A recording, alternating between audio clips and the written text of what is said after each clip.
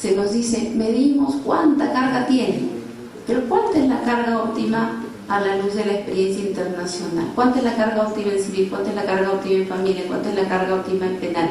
¿Cuánto es la carga óptima en procesal penal, etcétera? No podemos decir que está bien o está mal que un juez produzca, entre comillas, 4 sentencias al mes, o que otro de la misma especialidad produzca 90. Cuando nosotros ven violencia familiar y les tocan casos complejos en los cuales no se completa el proceso en un mes, ¿no? El tema de manejo, de cómo medimos ese desempeño, también está de por medio.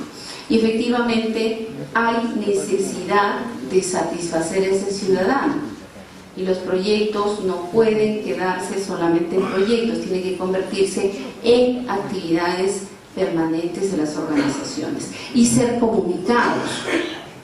Pero ser comunicados no solamente como un caso que terminó con éxito, sino como un caso que mostró buenas prácticas. En el Poder Judicial de Perú hemos iniciado con el respaldo de la Presidencia y el Consejo Ejecutivo, toda una capacitación en temas de violencia, violencia de género, violencia sexual, violencia contra los niños, etc. Pero toda persona o todo magistrado que convocamos, además, tiene la obligación de hacer una réplica y de informar cómo aplicó esos conocimientos en la redacción de sus sentencias posteriores, mostrándolas. Y además, entonces, el Consejo nos ha ordenado que toda capacitación sea con participación de todos los actores en el proceso. Si es un tema de violencia de género, tendremos que traer fiscales, defensores, policías y todo aquel actor, para luego salir a comunicar qué se logró. El año pasado hicimos una capacitación en trata de personas con el apoyo entre varios poderes judiciales del Poder Judicial de Río Negro, en el cual todos los magistrados tuvieron que regresar a sus cortes a hacer incidencia, y empezaron a detectar casos que no eran visibles, que se manejaban como otros delitos por los otros operadores. Entonces, en ese marco empezamos a diseñar algunas acciones comunicativas, porque ya no podíamos quedarnos solamente con hacer y ser, sino también transmitir. Efectivamente, hay necesidad de mayores recursos para hacer lo que el presupuesto propio no nos deja. Entonces viene la cooperación y dice, estás haciendo no revictimización, acá tienes recursos, dime a dónde quieres que vayamos, sin previo diseño. Y tenemos que empezar a diseñar. Es así que estamos trabajando, por ejemplo, con Cooperación Belga al Desarrollo, y teníamos paradigmas y cuestiones en el diagnóstico que no correspondían a nuestra realidad y que hemos tenido que cambiar y plasmar en sendas actividades con indicadores. Son proyectos que van de lo pequeño a lo más grande, pero siempre con actores de todo el sistema. Finalmente, creo que aquí hay un tema que una participante, una colega presentó, que nadie había mencionado, el tema de seguimiento. El seguimiento efectivamente sirve para la toma de decisiones. Cuando la ejecución de los proyectos se implementan y se empiezan a implementar los proyectos, tenemos nosotros normas internas del Sistema Nacional de Inversión Pública que hablan de la evaluación ex ante con una profundidad de conocimiento, una profundidad de fórmulas, etcétera. Pero para hacer las normas de seguimiento y la de evaluación ex post todavía están en prueba. Entonces, lo que no se ordena, no hay presupuesto para hacerlo. ¿Se dan cuenta? Entonces buscamos desde proyectos chicos dar muestras de buenas prácticas para que empiece a insertarse la necesidad. El día martes, antes de venir acá, tuvimos la segunda reunión de diseño del nuevo programa que estamos gestionando con el BID para trabajar violencia de género.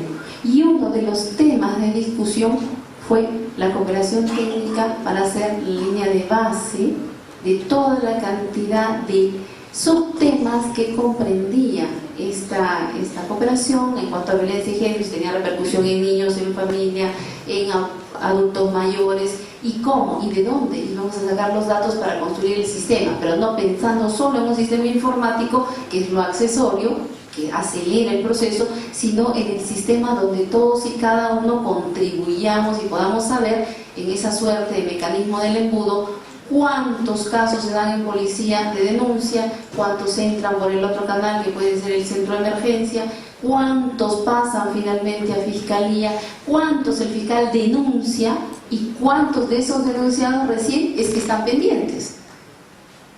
Viene en la sociedad civil y dice, el Poder Judicial no tiene la estadística de casos de trata de personas.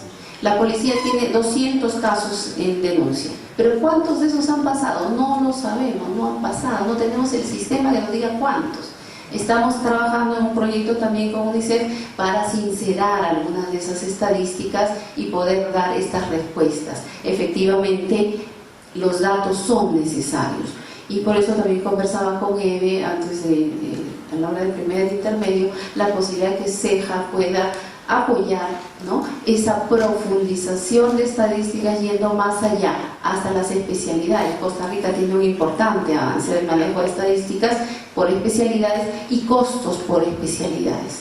Situación que podemos tomar como buena práctica y empezar a difundir, ¿no?, para que se haga un modelo similar. Sin datos no se puede tomar decisiones y las estamos tomando por la fuerza de la presión social. Entonces la realidad hace que a la cooperación sí le tengamos que poner ese requisito o ese pedido casi especial y prioritario de que se contribuya a esas bases de datos estadísticos que tan necesarios son. Espero con esto poder haber atendido tu inquietud, especialmente porque es la mía, la de todos los días, y efectivamente voy a insistir permanentemente por el criterio de corresponsabilidad de la sociedad, de los organismos internacionales y nuestra, de todos nosotros. Gracias. Gracias. Luis. Bueno, voy a alterar brevemente el orden de algunas de las preguntas o con relación a las cuales creo que puedo aportar alguna reflexión. En cuanto a la mejora de la comunicación institucional respecto de los cambios por los órganos de gobierno, del Poder Judicial, yo volvería sobre algún tema que tiene que ver con nuestra propia formación, el lenguaje, que es lo que a veces hace que nos alejemos más de la gente que está cerca. El lenguaje jurídico existe, pero existe para determinado tipo de cometidos, del mismo modo que el lenguaje técnico, el lenguaje de los consultores a veces es incomprensible, por lo cual ese aspecto, ese déficit que tenemos en nuestra formación a veces incide en cómo comunicamos parte de esto.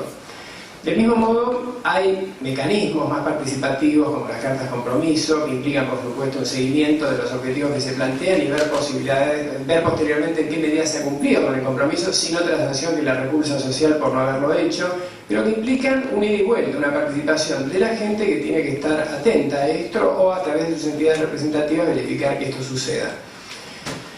Por el otro lado, contar con resultados de algo que se decide implementar, poder justificarlo, fundarlo y mostrar las posibilidades de ampliarlo y qué beneficios ha traído allí donde se ha implementado, es una forma de legitimar los nuevos gastos e inversiones, como lo señalabas tú oportunamente, que podemos llegar a requerir ayuda externa para ejecutar el día de mañana.